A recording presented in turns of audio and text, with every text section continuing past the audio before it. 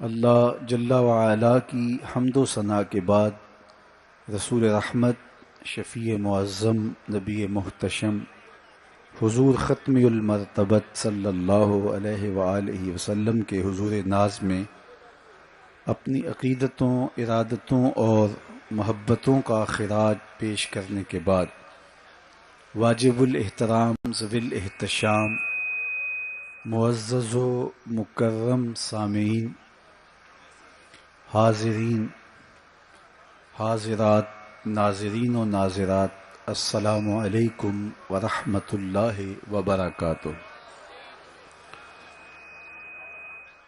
مجھے اس بات کا شدت سے احساس ہے کہ یہ گراؤنڈ تنگ پڑ گئی ہے اور باہر سڑک سے ہم جس طرح گزر کے آئے ہیں آپ لوگوں کو بیٹھنے میں دقت محسوس ہو رہی ہے، لیکن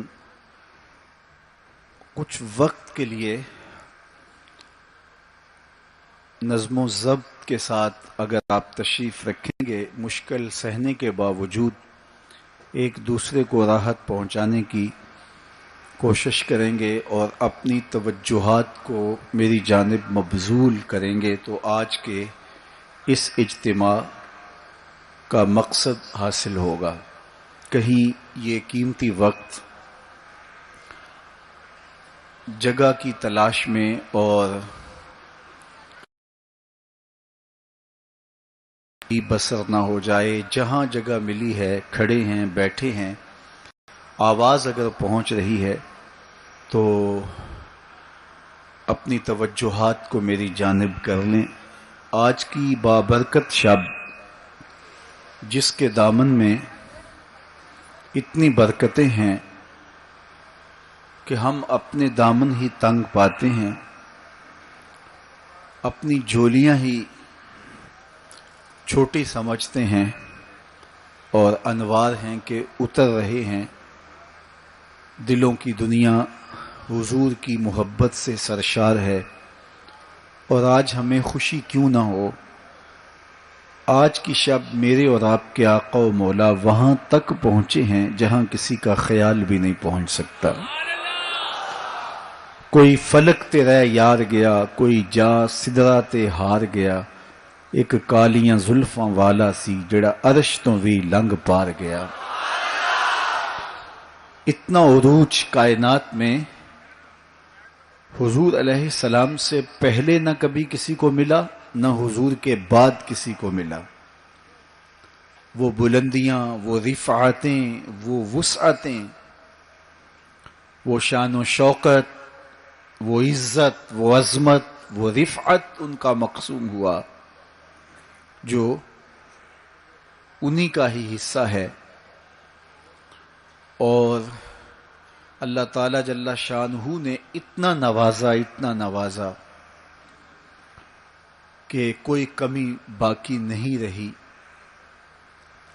اور حضور کے صدقے سے اس امت کو بھی نواز دیا گیا، بخشش کا وعدہ دے کر اس امت کے لیے 50 نمازوں کا تحفہ دے کے جو بعد میں سمٹ کے 5 رہ گئیں، اور خواتین سورہ بقرہ عطا کر کے اس امت کے دردوں کا درمان کیا اور انہیں سکون اور قرار کی دولت نصیب فرمائی۔ کتاب رحمت قرآن مجید اس واقعہ کو بہت شان و شوکت کے ساتھ بیان کیا ہے کہ وہ ذات پاک ہے جس نے اپنے عبد خاص کو، عبد مکرم کو رات کے مختصر حصے میں مسجد حرام سے مسجد خاص تک، مسجد اقصی تک سیر کرائی، تاکہ وہ اپنے عبد خاص کو، اپنے بندہ خاص کو اپنی قدرت کی نشانیاں دکھائے۔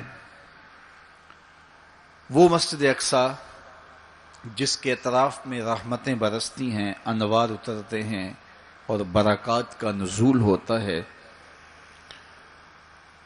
اور پھر مسجد اقصی سے لے کر آسمان تک اور آسمان سے سدرہ تک اور سدرہ سے جہاں تک میرے رب نے چاہا اپنے محبوب کو سیر کرائی اور قدرت کے نشانات دکھائے، جنت کی سیر کروائی، حضور نے دوزخ کا ملاحظہ کیا، مسجد اقصی میں نبیوں کی امامت کروائی، بیت المعمور میں اللہ کے محبوب کی جلوہ گری ہوئی، انبیاء علیہم السلام سے ملاقاتیں ہوئیں، اور سب سے بڑھ کر اللہ نے اپنے محبوب کو اپنا دیدار عطا فرمایا۔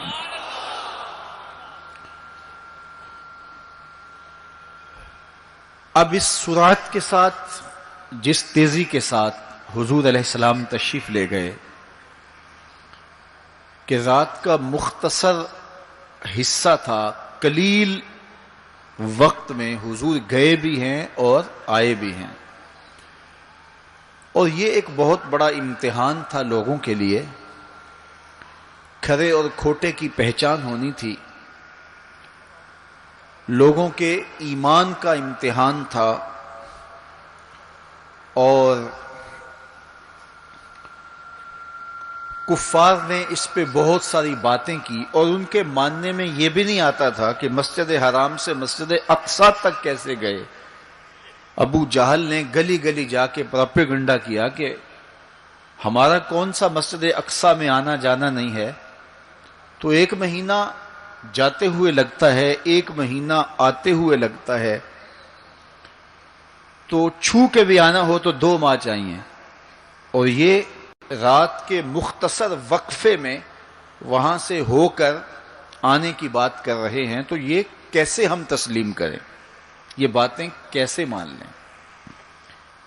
تو وہ مسجد حرام سے لے کے مسجد اقصی تک حضور علیہ السلام کے جانے اور آنے کو نہیں مانتے تھے، اور ماننے والوں نے کہا سر عرش بھی گئے ہیں اور واپس آئے ہیں، ہم اسے بھی مانتے ہیں۔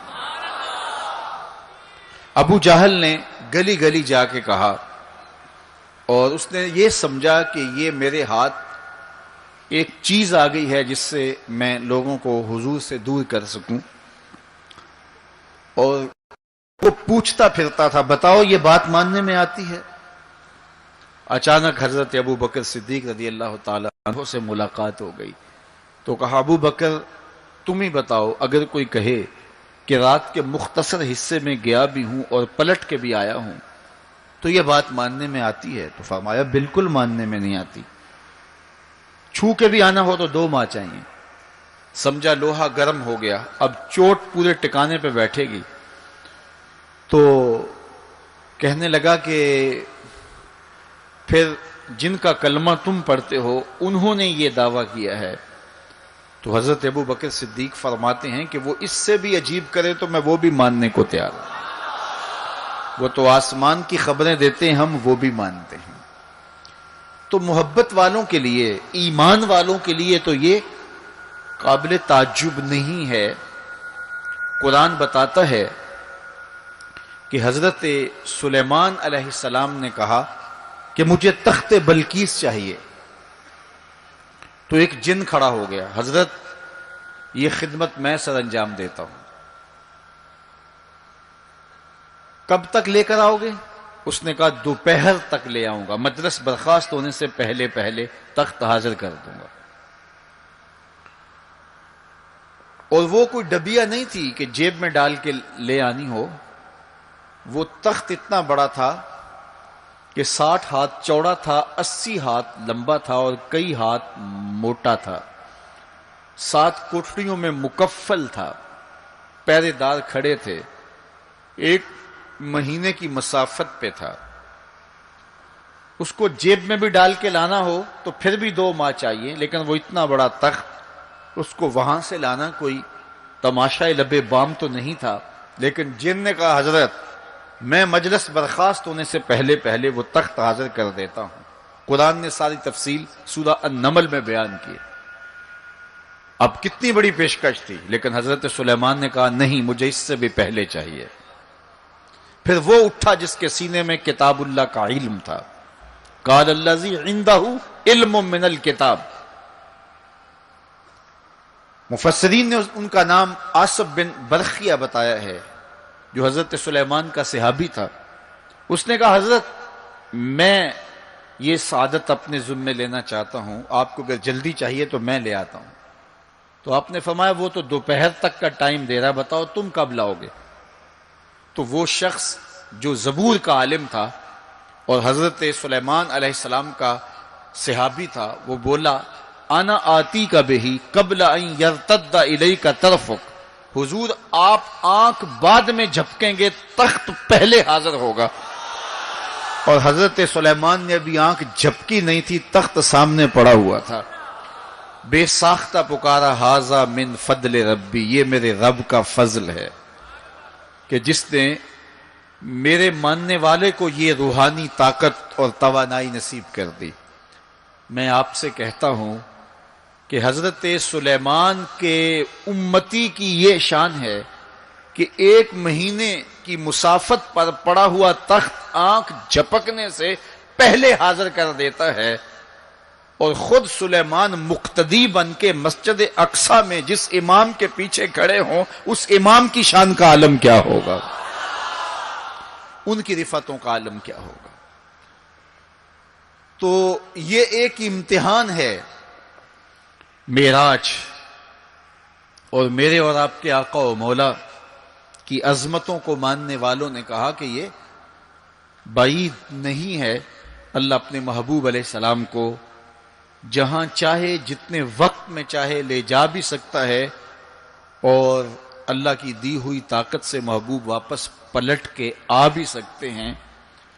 لوگوں نے یہ کہا کہ جسم اتنی سرعت کے ساتھ اگر محو سفر ہو تو تحلیل ہو جائے، تو میاں تخت سلیمان تحلیل نہیں ہوا، اور یہ حضرت سلیمان کے مقتدی کی تخت بلقیس جو ہے وہ تحلیل نہیں ہوا، اور یہ حضرت سلیمان کے مقتدی کی روحانی قوتوں کا کرشمہ ہے۔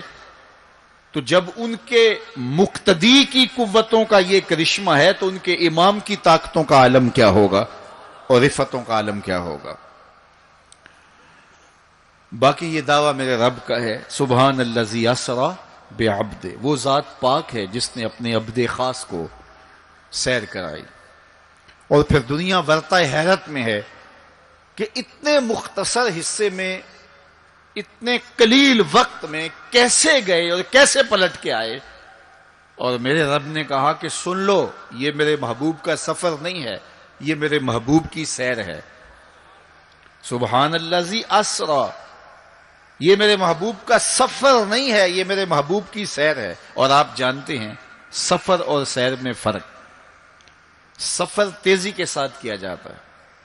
میں اب جو فاصلہ طے کر کے آیا ہوں، تو اگر میں سیر کی غرض سے یہاں آتا تو مجھے 2 گھنٹے لگتے، اور اگر میں گاڑی پہ بھی آتا تو پھر بھی مجھے کم از کم پونا گھنٹہ چاہیے تھا، لیکن میں 15-20 منٹ میں یہاں پہنچنے کی کوشش کی ہے، کیونکہ میری نگاہ میں ایک ہدف تھا کہ میں نے دیے گئے وقت کے مطابق یہاں پہنچنا ہے۔ وہ تو باہر بے تحاشا رش نہ ہوتا تو میں وقت سے 5 منٹ پہلے ہی پہنچ پاتا۔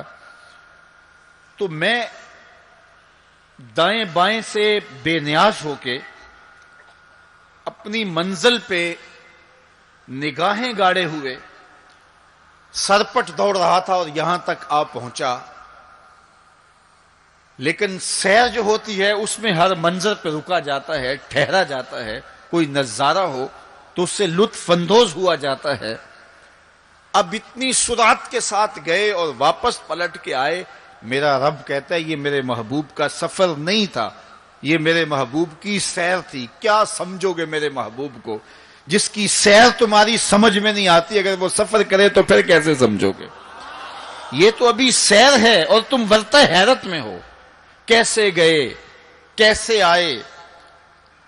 عقل والے کہتے ہیں کہ زمین، سطح زمین سے لے کر 44 میل تک ہوا ہے، اس کے بعد کرۂ خلا ہے، پھر کرۂ زمہریر ہے، پھر کرۂ نار ہے، پھر آسمان میں خرق و التیام ممکن نہیں، جسم کا صعود ممکن نہیں ہے، آسمان میں دروازے نہیں ہیں، آسمان ٹوٹ نہیں سکتا، پھٹ نہیں سکتا، تو کیسے کوئی آسمان سے گزر سکتا ہے؟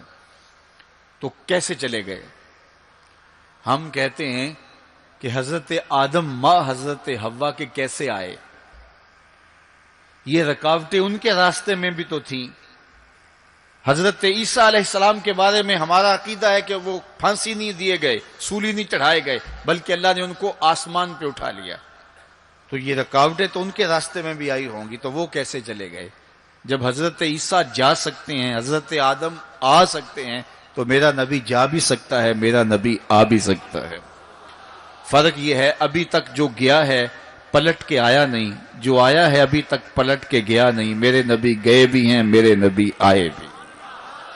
سی راز میراج محبتاں دا نہیں سی کسے دی سمجھ وچ آن والا، سدیا طالب تے گیا مطلوب ہوتے، جبرائیل سی صد لے جان والا، بازے آخ دے بن دروازیاں تو کیویں پہنچیا عرش تے جان والا، ابر عقل نو ایتھے دخل کیے جانے جان والا یا لے جان والا۔ یہ میرے رب کا دعویٰ ہے، اپنے محبوب کو سیر میں نے کروائی۔ تو کائنات میں جن رفعتوں تک، جن بلندیوں تک میرے حضور پہنچے، اچھا سیر کروائی کیوں؟ تو کہا کہ میں اپنے عجائب قدرت کی نشانیاں اپنے عبد خاص کو، عبد منیب کو، عبد مختار کو، عبد مکرم کو دکھانا چاہتا ہوں۔ اور پھر اللہ جل شانہ نے اپنے محبوب کو اتنی نشانیاں دکھائیں جن کا تعلق دیکھنے سے بھی تھا، جن کا تعلق وجدان سے بھی تھا، محسوسات سے بھی تھا، سننے سے بھی تھا۔ کبھی حضور علیہ الصلوۃ والسلام جنت کی خوشبو سونگھتے ہیں، نظاروں کی وادی دیکھتے ہیں، اور جنت کے محلات کو حضور ملاحظہ فرماتے ہیں، اور کبھی دوزخ کے اندر عذابوں میں مبتلا لوگوں کو حضور علیہ الصلوۃ والسلام دیکھتے ہیں، اور پھر اپنی امت کو بیان بھی فرمایا تاکہ وہ ان اعمال بد سے بچ جائیں جو جہنم میں لے جانے کا سبب اور ذریعہ ہے۔ آج کی شب خاص میں اور آپ اپنی زندگیوں پہ غور کریں، اور حضور علیہ السلام نے وہ جو ہمیں خبریں دی ہیں ان کو دیکھیں، اور کوئی ایسی کوتاہی کہیں ہمارے اعمال میں تو نہیں ہے، اگر ہے تو اس کو اپنے سے دور کر کے ایک نئی زندگی کا آج سے آغاز کریں۔ حضور علیہ الصلوۃ والسلام نے فرمایا کہ میں نے کچھ لوگوں کو دیکھا کہ پتھروں سے ان کے سر کچلے جا رہے ہیں، اور پتھروں سے کچلنے کی وجہ سے ان لوگوں کے سر کیمے کی طرح ہو جاتے، کوٹ دیے جاتے ہیں پتھروں سے، لیکن تھوڑی دیر کے بعد پھر صحیح ہو جاتے ہیں، لیکن پھر دوبارہ ان کے سر کچلے جاتے۔ تو میں نے پوچھا جبریل یہ کون لوگ ہیں؟ تو کہا کہ یہ وہ لوگ ہیں کہ جن کے سر نماز کی وجہ سے بوجھل رہتے تھے، نماز جن کو بڑی بھاری لگتی تھی۔ کئی لوگوں کو نماز کا کہیں تو وہ 100 بہانے کرتے ہیں، اور ایک بہانہ تو ہر بے نمازی کرتا ہے، میرے کپڑے پاک نہیں ہیں۔ میرے والد گرامی فرمایا کرتے تھے تیرے کپڑے کیسے پاک ہو سکتے ہیں جب تو اللہ کے حضور جھکنا نہیں جانتا؟ جب اس کے حضور جھکنا سیکھ جائے گا تیرا لباس بھی پاک ہو جائے گا، تیرا بدن بھی پاک ہو جائے گا، تیرا تن بھی پاک ہو جائے گا، تیرا من بھی پاک ہو جائے گا۔ تو 100 بہانے، تو ان کے سر نماز کی وجہ سے بوجھل ہو جاتے، اذان کی آواز سنتے اور پھر دوبارہ سرہانے پہ سر ڈال دیتے اور اٹھنے کی ہمت نہ پڑتی۔ حی علی الصلاۃ حی علی الفلاح کی دل فریب صدائیں کانوں میں پڑتی۔ تو ان کے سر نماز کی وجہ سے بوجھل ہوتے تھے، اور آج ان کے سر پتھروں سے کوٹے جا رہے ہیں۔ اس پورے اجتماع میں جو اس گراؤنڈ کے کناروں تک ہے اور باہر گلی میں بھی اس لاؤڈ سپیکر کے ذریعے سے، بازار میں بھی، سڑک پر بھی آوازیں پہنچ رہی ہوں گی، تو آپ سب اور میں غور کریں کہ ہماری زندگی میں کہیں نماز سے کوتاہی تو نہیں ہے، اور یہ بھی سن لیجئے کہ یہ معراج کا تحفہ خاص ہے جو حضور لے کر آئے ہیں۔ معراج کی شب جب حضور وہاں پہنچے، جب کسی کا تصور بھی نہیں پہنچ سکتا، تو اللہ نے اپنے محبوب علیہ السلام کو جو عطا کیا اس میں خواتین میں سورہ بقرہ تھی، سورہ بقرہ کی آخری آیات عطا کی گئی، امت کے ساتھ بخشش کا وعدہ کیا گیا اگر وہ شرک نہیں کرتی، اور جو سب سے اہم شے وہ یہ کہ 50 نمازوں کا تحفہ دیا گیا۔ آقا کریم علیہ السلام 50 نمازوں کا ہدیہ اور تحفہ لے کر کے واپس پلٹے۔ چھٹے آسمان پہ حضرت موسیٰ علیہ السلام سے ملاقات ہوئی اور انہوں نے کہا کہ میں بنی اسرائیل کا تجربہ رکھتا ہوں اور امتوں کا گہرا تجربہ رکھنے کی وجہ سے میں آپ سے عرض کرتا ہوں کہ آپ اللہ کی بارگاہ میں جائیے اور نمازوں میں تخفیف کی درخواست پیش کیجیے، یہ 50 نمازیں نہیں پڑھ پائیں گے۔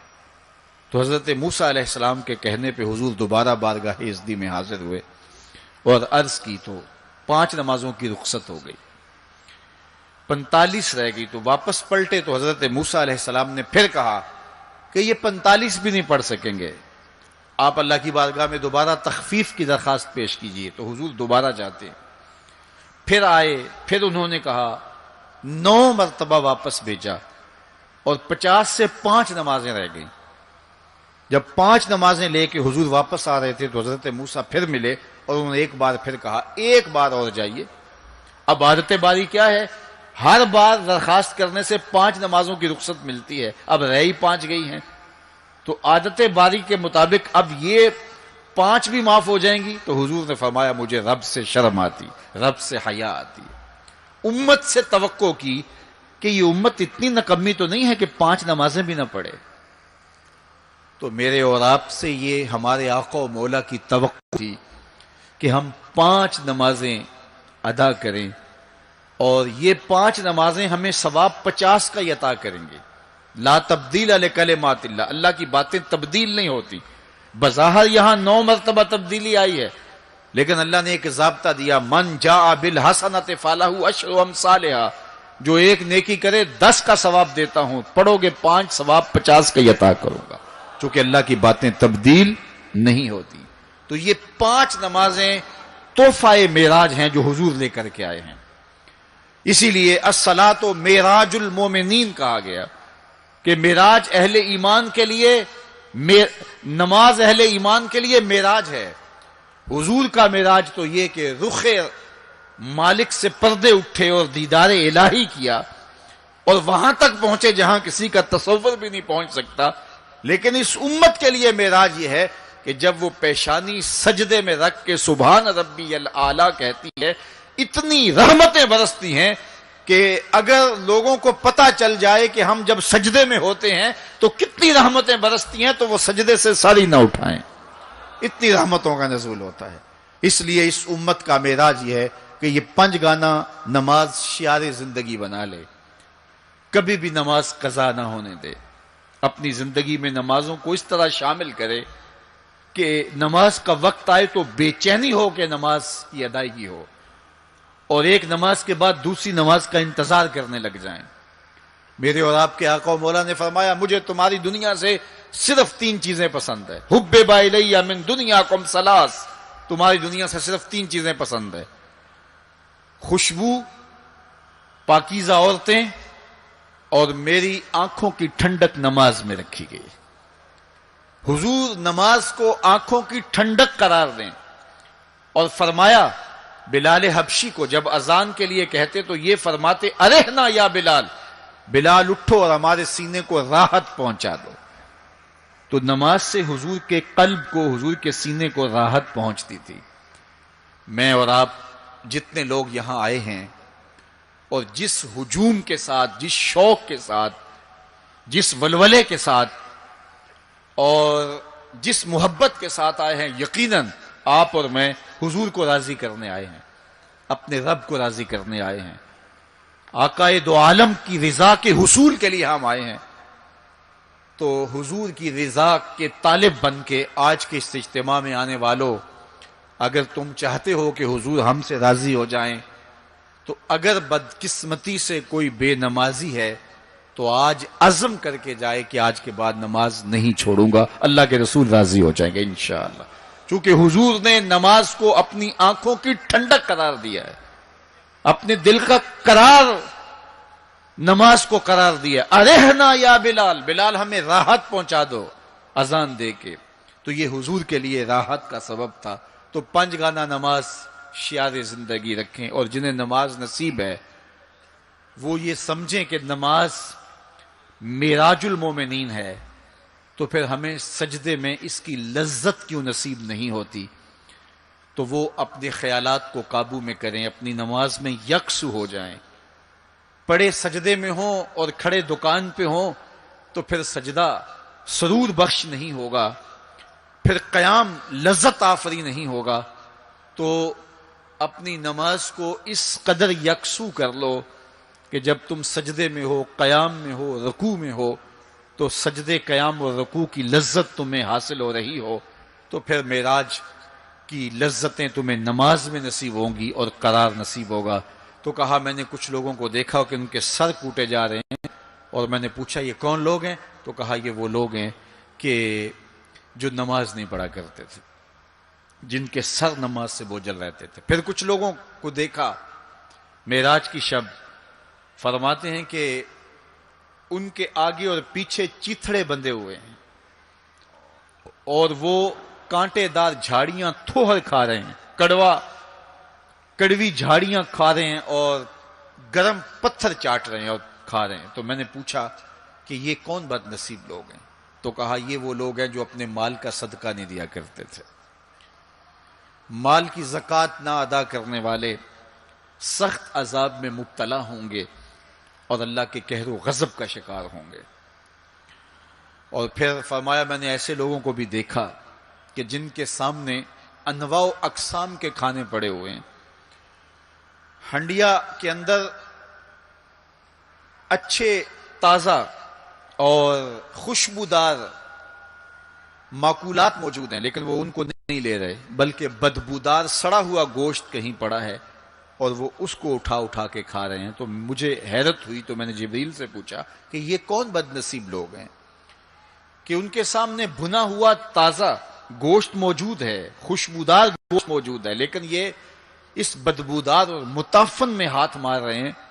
تو کہا یہ آپ کی امت کے وہ بد نصیب لوگ ہیں کہ جن کو پاک طاہر اور پاکیزہ بیویاں میسر تھیں، لیکن اس کے باوجود وہ ناپاک عورتوں کے بستروں پہ راتیں بسر کرتے تھے. دور موجود کے اندر برائی اور بدی تیزی کے ساتھ پھیلتی چلی جا رہی ہے، اور جدید ذرائع ابلاغ نے، جس میں سوشل میڈیا پیش ہے، آنکھوں سے حیا تو چھین ہی لیا ہے، خیالوں کی پاکیزگی تو چھین ہی لی ہے.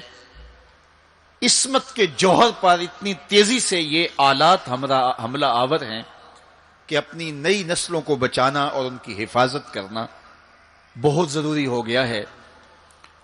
میری اور آپ کی ذمہ داری ہے کہ ہم اپنی اولادوں پر گہری نظر رکھیں اور ان کی حفاظت کریں، چونکہ اگر عصمت کا جوہر محفوظ نہ رہا تو پھر پلے کچھ بھی نہیں رہا. اگر آبرو سلامت نہیں رہی تو پھر پلے کچھ بھی نہیں رہا. قیامت کے دن ان لوگوں کو اس صورت کے اندر لایا جائے گا کہ وہ یہ غلیظ کھانے کھا رہے ہوں گے، اور ذلت اور رسوائی کی وہ زندگی ان کو سہنا پڑے گی، اور اللہ کے قہر و غضب کا شکار ہونا پڑے گا. اپنی خلوت کو اور اپنی جلوت کو پاکیزہ رکھنے کی کوشش کرو، اور اللہ کی رضا اپنا مقصود زندگی بنا لو. وہ آنکھ جو غیر محرم کو شہوت کی نظر سے دیکھتی ہے، قیامت کے دن جہنم کی آگ سے بھر دی جائے گی. اپنے خیالوں کو بھی پاکیزہ کرو، اپنی سوچوں کو بھی پاکیزہ کرو، اور اپنی زندگی کی ایک ایک ساتھ کو اپنے مالک کے حضور پیش کرو، اور اللہ سے توفیق مانگو خیر کی اور برکت اور رحمت کی. جب انسان کی نگاہ پاک نہیں رہتی تو خیال پراگندہ ہوتے ہیں، خیالات کی ناپاکیزگی اس کی عصمت کے جوہر پہ حملہ آور ہوتی ہے. اور شیطان کے لیے یہ بڑی خوشی کی بات ہے کہ کوئی نوجوان اپنی عصمت اور اپنی آبرو کو داؤ پہ لگا دے۔ تو دور موجود کے اندر یہ فتنہ تیزی کے ساتھ بڑھتا چلا جا رہا ہے، اس میں ہماری معاشرت کی ناہمواریاں اور جدید ذرائع ابلاغ اور قرب قیامت کی وجہ سے فتنوں کا آسمان سے بارش کی طرح برسنا ہے، لیکن جو اپنے آپ کو بچا لے وہی سرخرو ہوگا، جو نہیں بچا پائے گا وہ اپنی دنیا اور آخرت برباد کر لے گا۔ اللہ کے محبوب نے ارشاد فرمایا کہ میں نے کچھ لوگوں کو دیکھا کہ ان کی زبانیں لوہے کی کینچیوں سے کاٹی جا رہی ہیں، آگ کی کینچیوں سے کاٹی جا رہی ہیں۔ دو روایات ہیں، لوہے کی کینچیوں سے اور آگ کی کینچیوں سے۔ تو میں نے پوچھا جبریل یہ کون لوگ ہیں؟ تو کہا حضور یہ آپ کی امت کے فتنہ پرور خطیب ہیں، جو کہا کرتے تھے ان کا اپنا وہ عمل نہیں ہوا کرتا تھا۔ لوگوں کے اندر فتنہ اور فساد بپا کرنے والے لوگ، جن کی زبان کی تلخیاں معاشروں کے اندر تفریق پیدا کرتی ہیں، بھائی بھائی سے لڑ پڑتا ہے، میاں بیوی کے درمیان تفریق پیدا کر دیتے ہیں، نفرت کی چنگاریاں ان کی زبان اگلتی ہے، اور ان کے لہجے لوگوں کے اندر تفریق، تشدد، افتراق اور فرقہ بندیاں پیدا کرتے ہیں۔ تو ایسے لوگ قیامت کے دن ان کی زبانیں لوہے کی کینچیوں سے کاٹ دی جائیں گی، جس کی صورت اللہ کے محبوب پہلے ہی ملاحظہ فرما چکے۔ تو بدترین اس امت کے لوگ بھی علماء ہیں اور بہترین اس امت کے لوگ بھی علماء ہیں۔ فتنہ انہی سے شروع ہوتا ہے اور انہی میں پلٹتا ہے۔ ان کے پاس بیٹھنے سے خیر ملتی ہے اگر وہ خیر کی راہوں کے مسافر ہوں، اور اگر یہ طبقہ خراب ہو جائے اور شر پہ اتر آ جائے، شر پہ اتر آئے تو پھر سب سے زیادہ شر بھی انہی کے دامن سے پھوٹتی ہے۔ ان کی زبان جب زہر اگلنے لگے اور ان کے لفظ شعلے بن جائیں تو معاشرے بسم ہو کے رہ جاتے ہیں اور معاشرے جل کے خاشاک ہو جاتے ہیں۔ اس لیے خاص طور پہ اس طبقے کو اپنا ہمیشہ محاسبہ کرنے کی ضرورت ہے کہ ہمارے عمل سے، ہمارے رویے سے، طرز زندگی سے، ہماری گفتگو سے، ہمارے کسی لہجے سے کسی کے لیے تفریق، تشدد، افتراق اور لڑائی پیدا نہ ہو۔ تو یہ بات بہت ہی اہم ہے جو اللہ کے محبوب علیہ الصلوۃ والسلام نے بیان فرمائی۔ اللہ کے محبوب علیہ السلام فرماتے ہیں میں نے ایک منظر دیکھا کہ ایک سوراخ ہے، اس سے ایک بیل نکلتا ہے، نکلنے کے بعد دوبارہ گھسنے کی کوشش کرتا ہے لیکن گھس نہیں پاتا۔ تو میں نے جبریل سے پوچھا کہ یہ کیا ماجرا ہے؟ تو جبریل نے کہا کہ حضور یہ ان لوگوں کی مثال بیان کی ہے جو زبان سے بڑا بول نکال دیتے ہیں اور پھر دوبارہ اس کو لینا چاہتے ہیں تو پھر وہ واپسی نہیں ہو سکتی۔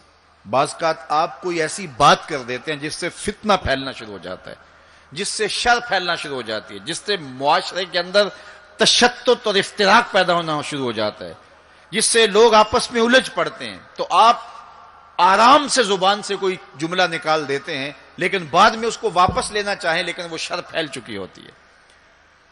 تو اسی لیے ہمارے بزرگوں نے ہمیں یہ کہا ہے کہ بولنے سے پہلے 100 مرتبہ بات کو تول لو، غور کر لو، فکر کر لو۔ کمان سے تیر نہ نکلا ہو، آپ کے پاس اختیار ہوتا ہے کہ جب چاہو اس کو پھینک لو، لیکن جب آپ کمان سے تیر چھوڑ چکے ہوں تو پھر آپ کا اختیار ختم ہو جاتا ہے۔ پھر وہ زخمی کرے، کسی کی موت کا سبب بنے یا وہ تیر ضائع چلا جائے، پھر تمہارا اختیار نہیں ہوتا۔ تو بولنے سے قبل ضرور سوچو کہ میری زبان سے نکلا ہوا کوئی جملہ اس معاشرے پر کیا اثر پیدا کرے گا، اور جب زبان سے جملہ نکل گیا تو پھر آپ کے اختیار میں نہیں ہے۔ تو یہ بہت ضروری ہے۔ اس وقت ہر بندہ جو زبان میں آئے بول دیتا ہے، ہر بندے کو اس وقت بولنے کی جو لت ہے، اور آج کل تو وہ سوشل میڈیا کے اوپر جو من میں آیا تنہائی میں وہ لکھ دیا اور لکھ کے معاشرے کے اندر لوگوں کے اندر وہ چیز وائرل کر دی، جس طرح کی تصویر چاہا ڈال دی، لیکن پھر بعد میں وہ آپ کے اختیار میں چیز نہیں رہتی ہے۔ بلکہ اب تو اتنے بخسیس اور اتنے نیچ فطرت کے لوگ بھی سوشل میڈیا پہ بیٹھے ہوئے ہیں. کسی زمانے کے اندر جو گندے مزاج کے لوگ ہوتے تھے وہ واش روم کے اندر بیٹھ کر کے چھپ کے اپنے خب سے باطن کا اظہار کرتے تھے اور واش روم کی دیواروں کے اوپر جو ان کے من میں غلاظت ہوتی وہ لکھ دیا کرتے تھے. پبلک واش رومز کے اندر ایسے مناظر آپ نے بھی دیکھے ہوں گے کہ انسانیت کا سر شرم سے جھک جاتا ہے. ایسے چھوٹی سوچ کے لوگ وہاں بیٹھ کر کے جو ہے وہ لکھ دیا کرتے تھے. اب وہی لوگ، ان کو ایک سوشل میڈیا کا پلیٹ فارم مل گیا ہے اور وہ یہاں اپنے بند کمرے میں جو چاہیں لکھ کے اس کے اوپر ڈال دیں، اور اس کی شر اور اس کا فساد اور اس کی غلاظت، اس کی گندگی کے چھینٹے کہاں کہاں تک پہنچتے ہیں ان کو اس سے غرض نہیں ہوتی. تو ایک ایک حرف جو زبان سے نکلتا ہے، تمہارے قلم سے نکلا ہوا ایک ایک جملہ، اس کا حساب ہونا ہے قیامت کے دن. ایک ایک چیز کے بارے میں پوچھا جائے گا. اور آج اگر تم سوشل میڈیا پہ کوئی بات چھوڑتے ہو یا کسی مجمع عام کے اندر کوئی بات کرتے ہو یا تنہائی کے اندر کوئی بات کرتے ہو اور پھر اس کی شر پھیلتی ہے، تو وہ شر تو پھر سفر کرتی رہے گی. تم اب وہ جملے کہنے چھوڑ بھی دو، تم اپنا وہ اکاؤنٹ بند بھی کر دو، لیکن وہ شر، وہ غلاظت، وہ گندگی، وہ چھینٹے جو اڑے تھے وہ آگے بڑھتے رہیں گے اور اس کا گناہ تمہارے نامہ اعمال میں، تمہارے کھاتے میں درج ہوتا رہے گا.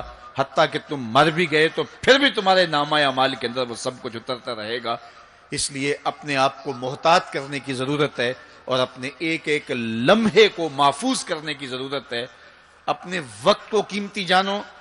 اپنی زبان کو کھولنے سے قبل 100 بار سوچو کہ جو میں لفظ کہہ رہا ہوں وہ کیا مجھے کہنا چاہیے یا نہیں.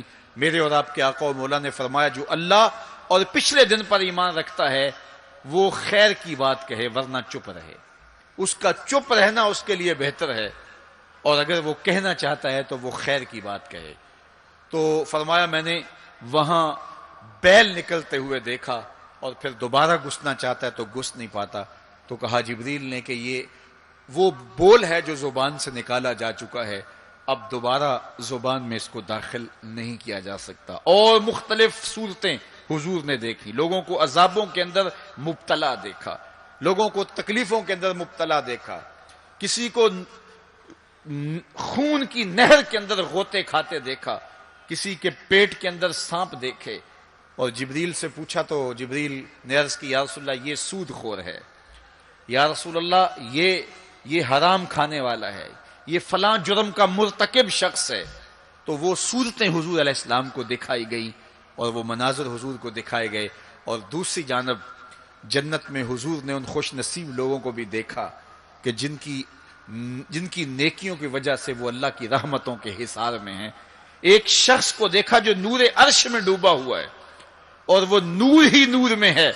اللہ اکبر. تو جبریل سے حضور نے پوچھا یہ کون شخص ہے؟ تو جبریل امین نے اس کی 3 خوبیاں بیان کی. ان میں سے ایک خوبی یہ تھی کہ وہ اپنے والدین کا فرما بردار ہے.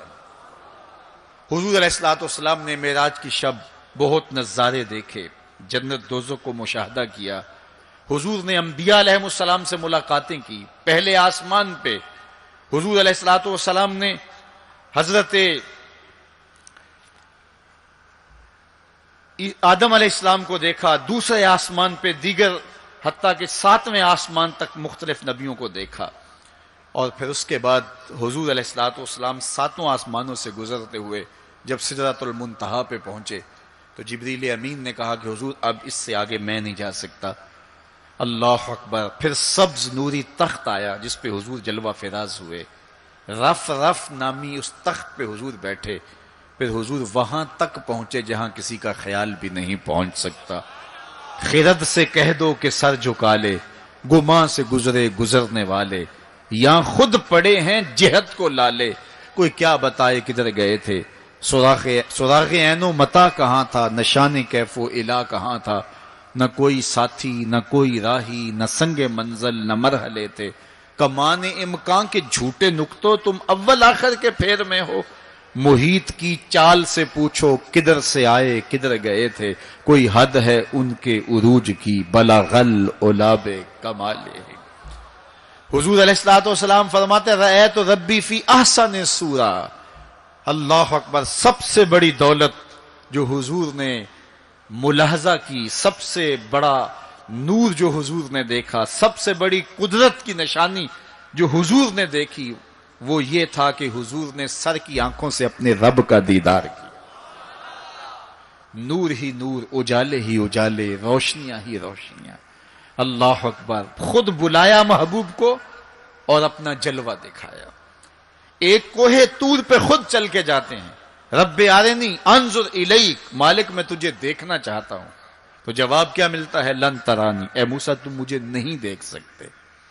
اور ایک ام ہانی کے گھر لیٹے ہیں اور چادر اوڑھ کے استراحت کر رہے ہیں. جبریل جا کے حاضر ہو کے عرض گزار ہوتے ہیں، ان اللہ اشتاق الی لقائک یا رسول اللہ. محبوب آپ لیٹے ہو، آپ کا رب آپ کا دیدار کرنا چاہ رہا ہے. تبارک اللہ، شان تیری، تجھی کو زیبا ہے بے نیازی. کہیں پہ وہ جوش لن ترانی، کہیں تقاضے وصال کے تھے. ایک کوہ طور پہ خود چل کے جاتا ہے اور دیدار کی طلب کرتا ہے، مالک میں تجھے دیکھنا چاہتا ہوں. جواب کیا ملتا ہے؟ لن ترانی، اے موسیٰ تم نہیں دیکھ سکتے. پہم اسرار ہوتا ہے بار بار، یا اللہ میں تجھے دیکھنا چاہتا ہوں. علماء نے لکھا جب یہ کہہ دیا گیا تم نہیں دیکھ سکتے تو پھر تقاضا کیوں تھا؟ کہا اس لیے کہ رب کا کلام سنا تھا، اس لیے تڑپ تھی.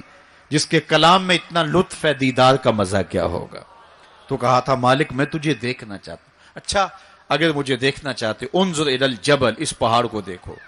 اگر یہ اپنی جگہ پہ کھڑا رہا تو تم مجھے دیکھ لو گے. اللہ نے اپنی رویت کو استقرار جبل کے ساتھ معلق کر دیا. علامہ سعد الدین تفتازانی علیہ رحمہ نے شرح عقائد نصفیہ میں اس پہ گفتگو کی ہے کہ ممکن کے ساتھ معلق بھی ممکن ہوتا ہے. گویا اللہ کا دیدار ممکن ہے تو اللہ تعالیٰ جل شانہ نے کہا کہ اس پہاڑ کو دیکھو، یہ اگر اپنی جگہ ٹھہرا رہا تو تم مجھے دیکھ لو گے. یہ الگ بات ہے کہ وہ پہاڑ ٹھہر نہ سکا، اللہ کے جلووں کی تاب نہ لا سکا. اللہ تعالیٰ نے اس پہاڑ پہ جب اپنی تجلی کا نزول کیا، اور وہ بھی تجلی ذاتی نہیں تھی، تجلی صفاتی، اور اس کا بھی عکس، پرتو، ظل اور سایہ اس پہاڑ پہ ڈالا، اور پہاڑ اس جلوے کی تاب نہیں لا سکا. طور جلنے لگا. خر موسیٰ سائے کا قرآن بتاتا ہے. حضرت موسیٰ علیہ السلام بھی بے ہوشی کی کیفیت میں زمین پر تشریف فرما ہو گئے. اللہ اکبر. اس کے بعد جب ہوش میں آئے تو حضرت موسیٰ اللہ کی بارگاہ میں عرض گزار ہے، مالک میں تیرے حضور توبہ کرتا ہوں، میں نے تقاضا ہی کیوں کیا. اللہ اکبر. جلووں کی تاب نہیں لا سکے، اور وہ تجلی ذاتی بھی نہیں تھی، تجلی صفاتی تھی، اور وہ بھی تجلی صفاتی کا عکس تھا، سایہ تھا، اور وہ بھی پہاڑ پہ پڑا. پہاڑ سے منعکس ہو کے حضرت موسیٰ علیہ السلام پہ آیا، لیکن تاب نہیں لا سکے. لیکن اللہ کے دیدار کا سرما تو آنکھوں میں لگ گیا تھا، ایک جھلک تو پڑی تھی. امام حلبی نے لکھا ہے کہ اس کے بعد حضرت موسیٰ کی نگاہوں کا عالم یہ تھا کہ کالی رات کے اندھیرے میں کالے پتھر پر کالے رنگ کی چیونٹی کو 9 فراسخ دور سے، ایک فرسخ 3 میل کا ہوتا ہے، 27 میل دور سے، تقریباً 50 کلومیٹر دور سے کالے رنگ کی چیونٹی کو کالے پتھر پر کالی رات کے اندھیرے میں چلتا ہوا دیکھ بھی لیتے تھے، اس کے قدموں کی آہٹ کو سن بھی لیتے تھے. یہ اللہ کا کلام سننے کی وجہ سے کانوں میں یہ سماعت آ گئی، اور اللہ کا دیدار کرنے کی وجہ سے آنکھوں میں یہ توانائی آ گئی کہ 50 کلومیٹر دور کالی رات کے اندھیرے میں، شب دیجور کی ظلمتوں میں، کالے رنگ کی چیونٹی کو چلتا ہوا دیکھتے بھی، اس کے قدموں کی سرسراہٹ کو سنتے بھی. یہ اس کی نظر کا کمال ہے جس نے تجلی صفاتی کا پرتو پہاڑ پہ پڑتے ہوئے دیکھا اور تاب نہ لا سکا، اور جو ذاتی تجلیوں میں گم رہا اور آنکھ بھی نہیں جھپکتا، اس محمد عربی کی نگاہوں کا عالم کیا ہوگا، ان کی نظروں کا عالم کیا ہوگا. اسی لیے فرمایا انی ارا ما لا ترون واسمع ما لا تسمعون. جو میں دیکھتا ہوں وہ تم نہیں دیکھتے، جو میں سنتا ہوں وہ تم نہیں سنتے. تو تجلی صفاتی کا پرتو پڑا ہو تو نظر اتنی تیز ہو جائے، اور تجلی ذاتی کا عکس جس نے دیکھا، تجلی ذاتی کے جلووں میں جو گم رہا ہو، تو اس کی نگاہوں کا عالم کیا ہے. اللہ اکبر. یہاں تو خرا موسیٰ سائقہ ہے، وہاں کیا ما زاغ البصر وما طغى. آنکھ نہ ہی تو چندھیائی، اور نہ حد ادب سے متجاوز ہوئی۔ کیسی آنکھ ہے، جب جلوائے محبوب دیکھا تو آنکھ چندھیائی بھی نہیں۔ آپ سورج کو دیکھیں اور وہ دوپہر پر ہو اور جو ہے وہ پورے جلال پر ہو تو آپ کی آنکھیں چندھیا جاتی ہیں، آپ دیکھ نہیں پاتے، آنکھوں میں پانی اتر آتا ہے۔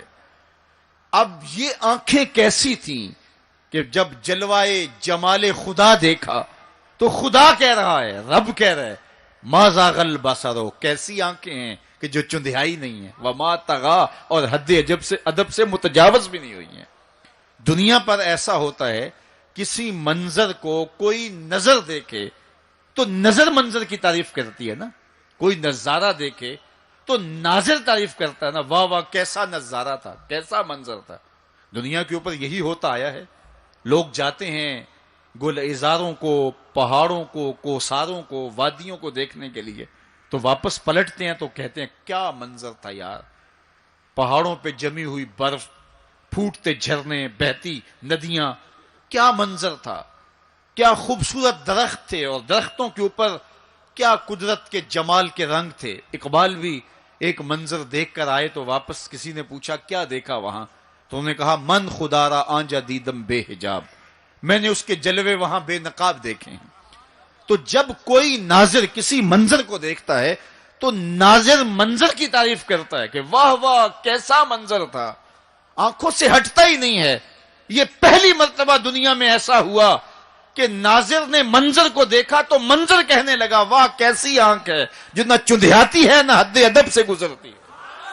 یہ پہلی بار ایسا ہوا، ما زاغ البصر وما طغی۔ تو محبوب کریم نے، اللہ اکبر، اگر یہ کہا جائے کہ حضور کی روح نے معراج کیا تھا، یہ خواب دیکھی تھی، تو یہ آیت اس کی دلیل ہے کہ جب خواب دیکھی جاتی ہے تو یہ آنکھیں بند ہوتی ہیں۔ خواب خیال سے دیکھی جاتی ہے، وہ ایک خیال ہے جو پرواز کرتا ہے، اس کا تعلق دماغ سے ہوتا ہے، اور اگر روح کا دیکھنا ہو تو وہ روح بھی آنکھوں سے نہیں دیکھتی، ان آنکھوں سے، اس کی روح کی اپنی آنکھیں ہیں۔ تو جب آنکھوں کا ذکر کیا کہ آنکھ چندھیائی نہیں اور حد ادب گزری نہیں، تو محبوب پتا چلا کہ جو جلوہ دیکھا تھا وہ خواب میں نہیں دیکھا تھا، وہ اس آنکھ نے دیکھا تھا۔ جو جلوہ دیکھا تھا وہ آنکھ نے دیکھا تھا، اسی لیے تو بات آنکھ پہ ہو رہی ہے، ما زاغ البصر وما طغی، آنکھ چندھیائی نہیں، حد ادب سے گزری نہیں، تو معلوم ہوا کہ جو دیکھا تھا وہ آنکھ نے دیکھا ہے، اسی لیے تو آنکھ کی بات ہو رہی ہے۔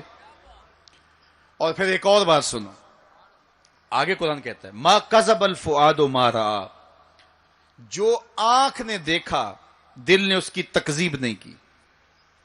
یعنی جب آنکھ نے وہ جلوہ دیکھا تو آنکھ نے دل سے پوچھا کہ یہ وہی ہے، چونکہ دل میں تو وہ پہلے ہی رہتا تھا، دل میں تو بسیرے پہلے ہی تھے، دل میں تو پہلے ہی تھے۔ دیکھو کسی نے کسی کو نہ دیکھا ہو اور وہ کسی کے ساتھ اس کو دیکھنے جائے، تو جس کے ساتھ وہ دیکھنے گیا اس نے دیکھا ہو تو اس کو لگے کہ یہ وہی ہے تو وہ اس سے پوچھتا ہے جناب یہ وہی ہے، تو اس نے دیکھا ہو تو وہ تصدیق کر دیتا، اور اگر اس نے بھی نہ دیکھا ہو تو پھر اسے کوئی پوچھتا بھی نہیں، چونکہ ہم بھئی ایک جیسے ہیں، تم نے بھی نہیں دیکھا میں نے بھی نہیں دیکھا۔ تو جب کسی نے پہلے دیکھا ہوا ہو تو پھر دوسرا اس کو پوچھتا ہے ہاں وہی ہے، اور وہ کہتا ہے ہاں ہاں وہی ہے، اور وہ یہ تب کہہ سکتا ہے کہ اس نے پہلے دیکھا ہو۔ جب جمال الہی کو نگاہ مصطفیٰ نے دیکھا تو نگاہ نے دل سے پوچھا یہ وہی ہے، یہ وہی ہے جو دل میں درد بن کے رہتا ہے، یہ وہی ہے۔ ما کذب الفؤاد ما رأى، قرآن بتاتا ہے پھر جب آنکھ نے پوچھا نا دل سے تو دل نے تکذیب نہیں کی، دل نے کہا ہاں یہ وہی ہے۔ اب یہاں ایک جملہ کہتا ہوں اور میری تقریر یہاں اختتام کو بھی پہنچ جائے گی، تو یہ آپ کے لیے کافی قوی غذا ہوگی اور روح کو سرشار رکھے گی، اور وہ یہ کہ جو دل میں رہتا ہو وہ آنکھوں کے سامنے آئے، اسے تو معراج کہتے ہیں۔ جو دل میں بستا ہو وہ آنکھوں کے سامنے آ جائے، اسے ہی تو معراج کہتے ہیں۔ اس لیے دل نے تو پہلے ہی دیکھا تھا، دل میں تو وہ پہلے ہی رہتا تھا، آج شب جو ہے وہ آنکھ نے دیکھا تو آنکھ جو ہے وہ تڑپ کے دل سے پوچھتی ہے وہی ہے۔ اللہ اکبر، تو پھر آنکھ نے جب پوچھا تو دل نے ما کذب الفؤاد، دل نے تکذیب نہیں کی بلکہ دل نے تصدیق کی۔ اللہ اکبر۔ قرآن پوچھئے، قرآن کہتا ہے افتمارونہ علی ما یری، تم بحث کر رہے ہو، لڑ رہے ہو، الجھ رہے ہو آپس میں اس پر کہ جو اس نے دیکھا، تم دیکھنے پہ الجھ رہے ہو۔ وَلَقَدْ رَآهُ نَزْلَةً أُخْرَى، جو پھر اس نے 2 بار دیکھا۔ تم ایک بار کی بات کر رہے ہو، اس نے 2 بار دیکھا۔ اللہ اکبر۔ ما کذب الفؤاد ما رأى۔ آنکھ کیسی ہے؟ حد ادب سے آگے نہیں گزرتی، چندیاتی بھی نہیں ہے، بات ساری آنکھ کی ہو رہی ہے، تو پھر بات خواب کی کہاں آ گئی؟ آنکھ کی بات ہو رہی ہے، آنکھ ہی دل سے پوچھ رہی ہے، تو بار بار آنکھ کی بات ہو رہی ہے، آنکھ نے دیکھا، آنکھ نے دیکھا۔ اچھا صرف دیکھا ہی کوئی بات نہیں ہوئی؟ اللہ اکبر۔ صرف دیکھا ہی کوئی بات نہیں ہوئی؟ قرآن سے پوچھتے ہیں، سورہ نجم اٹھاتے ہیں، فَأَوْحَى إِلَىٰ عَبْدِهِ مَا أَوْحَىٰ، کہاں باتیں بھی ہوئی تھیں۔ اللہ اکبر۔ اب ساری توجہ ادھر ہوگی، کیا بات ہوئی؟ اعلامیہ کیا جاری ہوا؟